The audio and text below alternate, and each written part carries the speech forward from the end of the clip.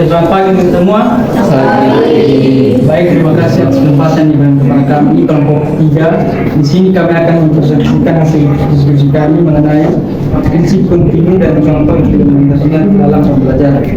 Yang dimana akan dibawakan oleh pemateri pertama yaitu Diana Rendok, pemateri kedua Joana Otu, pemateri ketiga Asri Rabe, keempat Sinja Adi, pemateri kelima Maria Asmi, dan pemateri keenam Marcelina Rohania. Untuk pemateri pertama, waktu yang tepat saya persilakan. Nah baik, terima kasih atas waktu dan kesempatan diberikan. Kami dari kelompok 3 akan menjelaskan mengenai materi kami, yaitu tentang prinsip kontinu dan contoh implementasi dalam pembelajaran dan salah satu contoh di sekolah. Nah kita masuk dalam definisi prinsip kontinu itu apa. Nah jadi prinsip kontinu adalah kesinambungan bahan atau materi kurikulum berdasarkan jenis atau jenjang program pendidikan. Prinsip kontinu itu sendiri adalah dilakukan untuk menghindari adanya pengulangan materi yang berdampak terhadap kurangnya semangat peserta didik karena merasa bosan akan pengulangan materi yang diajarkan. Jadi prinsip kontinu itu sendiri dalam menerapkan perlu memperhatikan berbagai materi mata pelajaran. Hal ini dilakukan agar tidak terjadi tumpang tindih antara materi dalam mata pelajaran satu dengan lainnya. Nah, jadi untuk menghindari hal tersebut dapat dilakukan dengan menyusun skor atau sequence setiap mata pelajaran pada jenis dan jenjang program lainnya.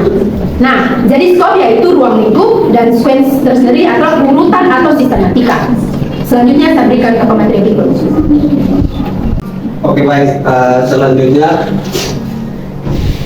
ini mengenai materi dalam pengembangan materi kurikulum yang menerapkan prinsip kontinu harus memperhatikan minimal 2 aspek kesinambungan. Jadi yang pertama itu adalah materi kurikulum yang diperlukan di sekolah yang ada di atasnya harus sudah diberikan pada sekolah tingkat yang ada di bawahnya. Jadi maksudnya itu materi yang diberikan pada jenjang sebelumnya harus memiliki lanjutan pada materi tingkat sebelumnya. Contoh di dalam ilmu saya, ilmu pendidikan geografi itu sebelum kita mengajarkan anak-anak tentang apa itu geosfer, terlebih dahulu kita harus mengajarkan kepada anak-anak terlebih dahulu apa itu geografi, karena geografi dan geosfer memiliki hubungan yang sangat erat.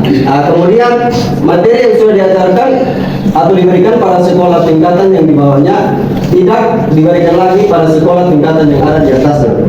Jadi maksudnya karena pada dasarnya prinsip ini adalah prinsip yang berkesinambungan atau prinsip yang berkelanjutan, maka daripada itu para materi sebelumnya yang telah diajarkan tidak boleh diajarkan kembali di jenjang yang lebih tinggi. Kemudian lanjut next.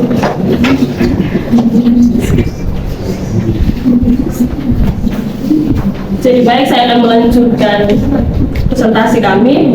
Materi yang saya bawakan tentang implementasi prinsip kontinu, di mana implementasi prinsip kontinu dalam pembelajaran itu yaitu diawali pada saat kegiatan pembelajaran itu dimulai, di mana pendidik mengidentifikasi pemahaman peserta didik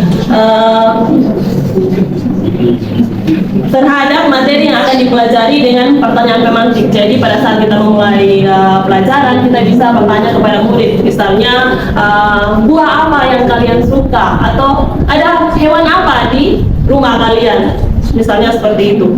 Kemudian lanjut, dengan demikian pendidik mendapatkan gambaran terkait pengetahuan peserta didik. Nah, setelah itu peserta didik itu diberikan pemahaman materi secara terstruktur.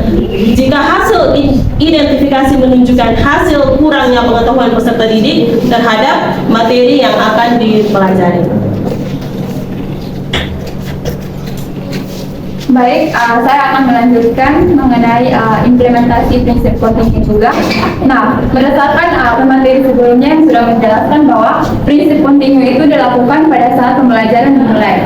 Jadi, pada saat pembelajaran dimulai itu kita awali dengan yang namanya pertanyaan pemantik. Seperti yang sudah dijelaskan oleh materi sebelumnya juga bahwa misalnya dalam pelajaran geografi. Nah, ketika ingin memulai dengan pelajaran yang namanya geosfer atau materi geosfer, maka terlebih dahulu kita memberikan pertanyaan kepada mereka, apakah mereka mengetahui atau pemahaman mereka mengenai geografi itu sendiri.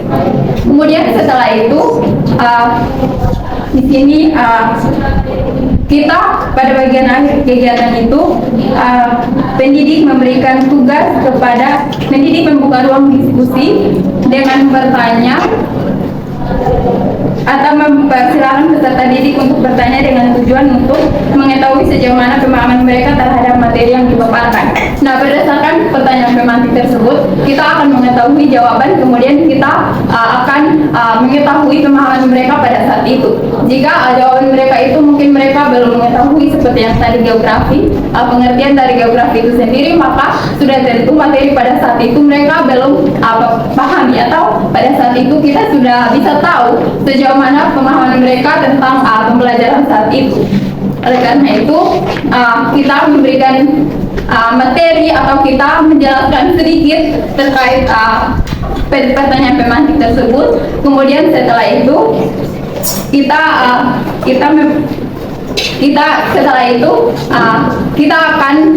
melanjutkan dengan materi dan kita membuka ruang diskusi bagi mereka tentang apa yang sudah kita jelaskan tadi.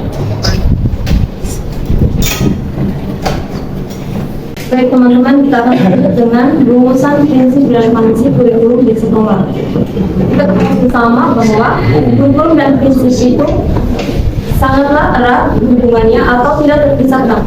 Ketika misalnya dalam sebuah kurikulum tidak dijalankan sebuah prinsip, maka kurikulum tersebut tidak seimbang atau tidak bermakna. Di sini teman-teman, prinsip itu mengandung arti bahwa kurikulum yang harus relevan dengan ilmu pengetahuan dan teknologi.